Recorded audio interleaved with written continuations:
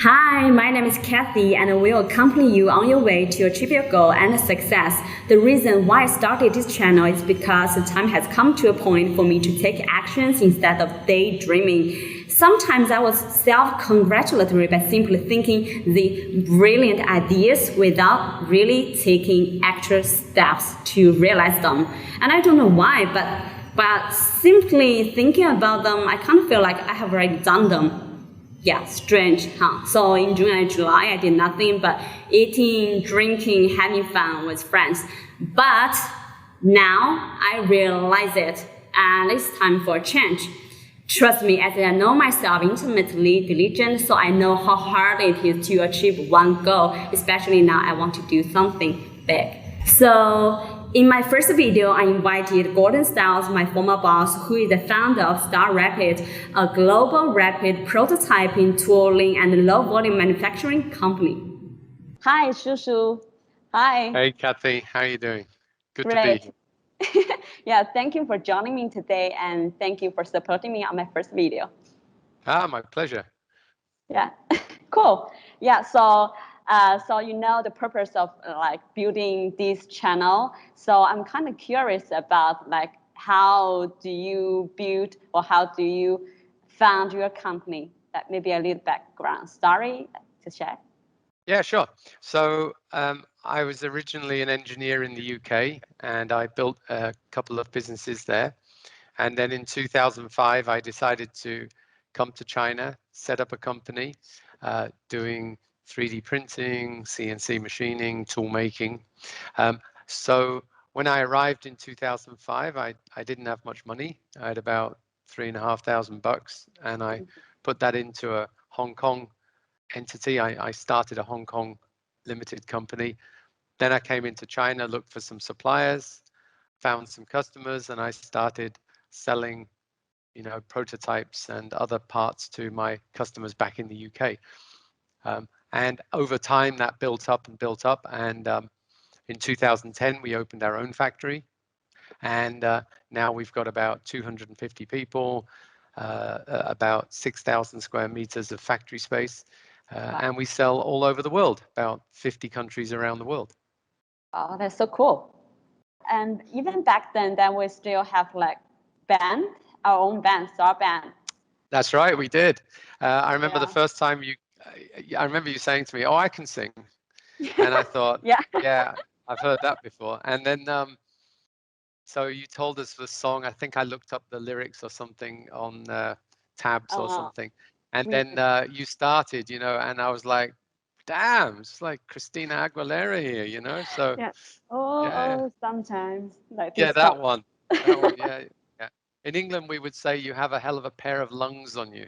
You got good lungs. Okay, I thank in you. Chinese, what do you call it? Fei, what you breathe. Yeah, I got you. So let's back to actually I prepared a list of questions. Go ahead. Now I'm kind of like I'm struggling, so I do have a lot of questions to ask for your advice. Yeah. Go ahead. Okay. So what factors do you think are necessary to build or create one thing? So what factors are necessary to build a successful career or a successful business? The first thing is that you've got to have a very clear idea of what it is you want to achieve. And then you've got to think it through, and you've got to write it down as a clearly defined goal. So we were discussing the other day about SMART goals, SMART, which is specific, measurable, attainable, realistic, and time-based. And then you've got to set that idea in the future, and you've got to be able to see yourself in it in the future. And you've then got to start to think, okay, for me to get from where I am today to that place in X number of years or months or whatever you decide, what have I got to do to get there? What resources do I need? What people do I need to know? How much money do I need to raise to get from where I am today to that place in the future? And I think it was, as we were discussing, it's not just a case of thinking about being something all the time. There's a lot of people who believe that they are something or they're going to be something, but they never actually take concrete steps towards it. You've got to take a step. And sometimes that means taking quite a bold step. In my case, I wanted to have a factory in China, mainly because I felt that if I stayed in the UK, I was going to get murdered by Chinese competition. And I now know that would have been the case because I see what happens to my colleagues who remained in the UK. So I felt that if I want to be in China, I've got to be in China. So just as you wanted to learn Spanish and you literally left your job, you got on a plane, you went to Barcelona, you didn't really know what was going to happen. And when you arrived, it was kind of a bit different to what you expected and quite a struggle to begin with. That was the same for me, you know. I arrived here, I didn't know anybody, I couldn't speak Chinese. I first arrived in Hong Kong and then realized, hang on a minute, Hong Kong isn't China. No, I know it belongs to China, but it's not China, so not China proper. And so in 2005, I literally arrived on a one-way ticket from the UK into Hong Kong, and within weeks, I was inside China in Dongguan, and I just had to find the cheapest place I could stay and survive as best I could. But the whole time in my head, I had my vision of where I wanted to go. I'd also written a business plan, and that's quite important, is the writing of a business plan. For whatever you're going to do in your life, you have to have a plan and a set of objectives. So it's never easy. It's very, very rarely easy. It's almost always not what you expected. But if you don't take that first step, you can't, ever get to 1,000 steps. I think there's actually a very famous Chinese proverb about just taking that one step every day. Mm-hmm. Yeah, but sometimes for me, I kind of, I know if I set up one goal, I need to take one step. And when I finish that one step, I feel like, oh, I'm good. Then I take the second step and then feel, oh, I can do that too. And then I did that. And then feel like, oh, for the other step, for sure I can do that. And then I stopped doing it. Well, okay, so there's two types of goals. There is what's called away from goals, and then there are towards goals. And most people are actually operating on what are called away from goals. That means they're trying to get away from something. So they're trying to get away from poverty or away from a partner or a person that they don't like, or they're getting away from a country or away from their parents or away from a particular career. So, and away from goals can be very, very, very powerful. But as soon as you get just far enough away from that thing that you were trying to get away from, you lose motivation. Because, so for example, let's say I need to earn 10,000 renminbi a month or 20,000 renminbi a month, right?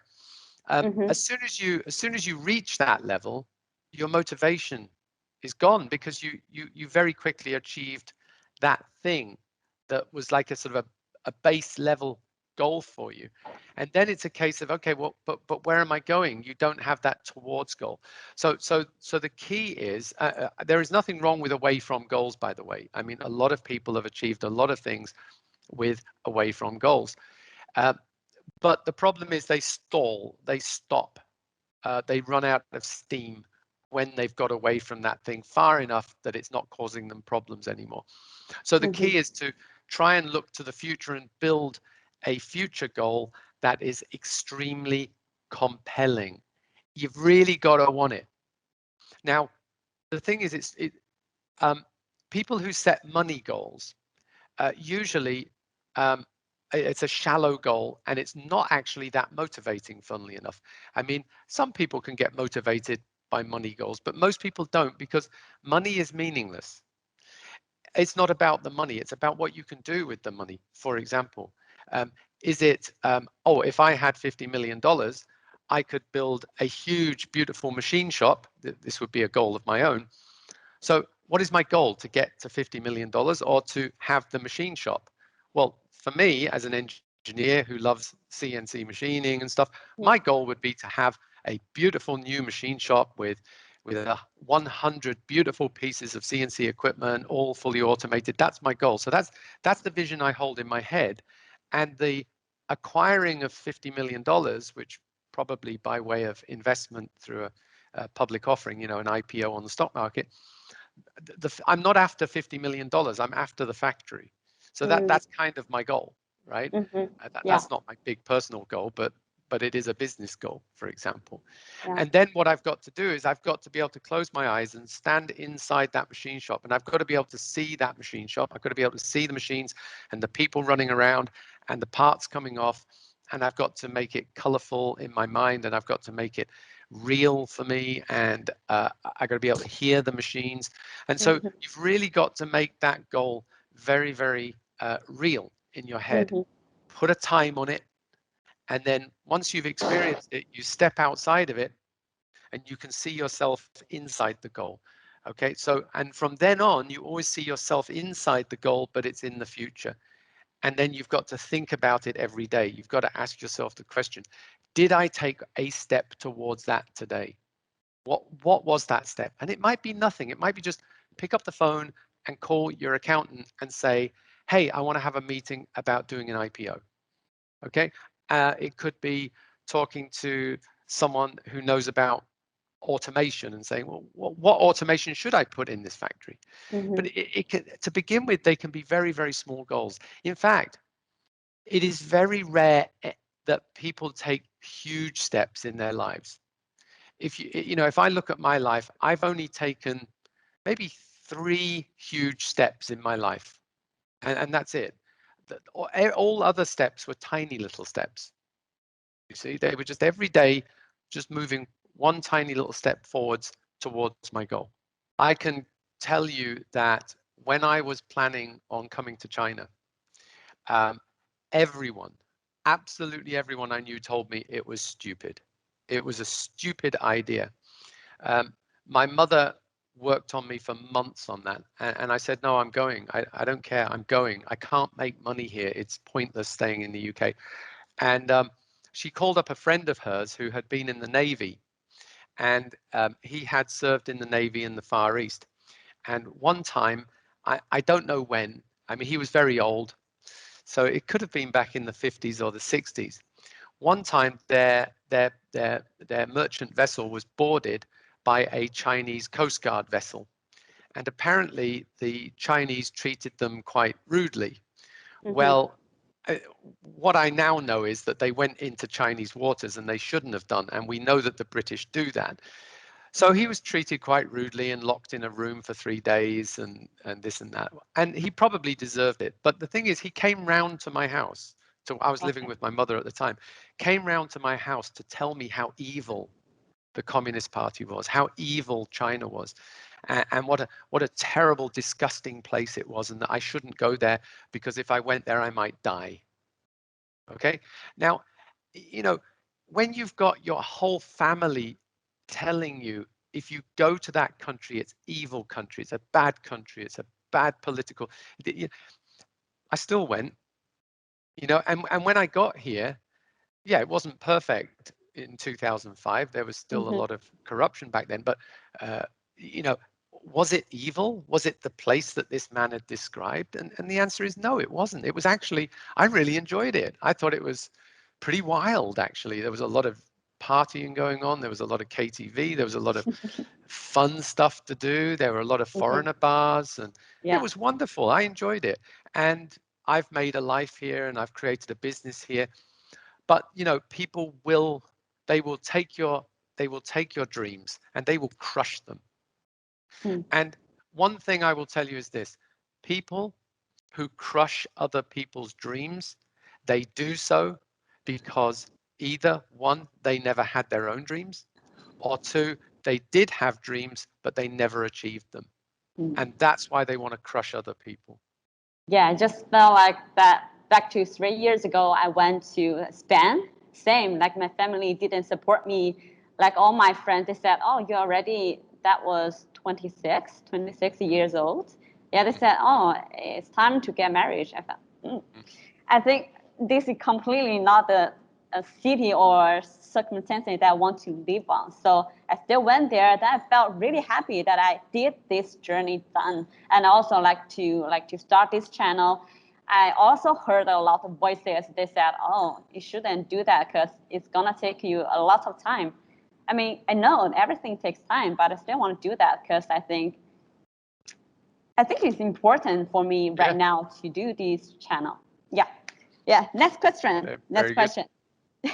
So do you like when you meet some problems that really affected your emotions, what do you do? Like, will you just stay alone and just thinking alone, or will you talk to your friends, or like just play guitar, do boxing, or will you do? Yeah. So yeah, I like to play guitar. I don't do so much now. But yeah, I've got the boxing gym up on the 3rd floor of the factory, and I go up there 3 times a week. And I have to say that's really helped me with my moods. It helps me to deal with difficult things. I don't, you know, if you don't get enough exercise, or you don't have a way of getting that sort of aggression or anger out, then yes, it will affect you. I mean, I think one of the things is as you get older, you can deal with these things better because you get more experience and you have greater perspective. So things happen now to me that maybe if it had been 30 years ago, I would have exploded. I would have just gone crazy. But now they happen. It's just like, okay, another scrap job. We'll just remake it. Just remake it. You know, just don't get it wrong this time. Fix the problem. You know, so it's. I think as you get older people do usually are able to deal with these professional things more calmly. But talking to people is important. But you have to be very careful who you talk to. You have to talk to positive people who themselves have overcome many problems in their lives. You have to talk to the right people. You have to have a good mentor. Yeah.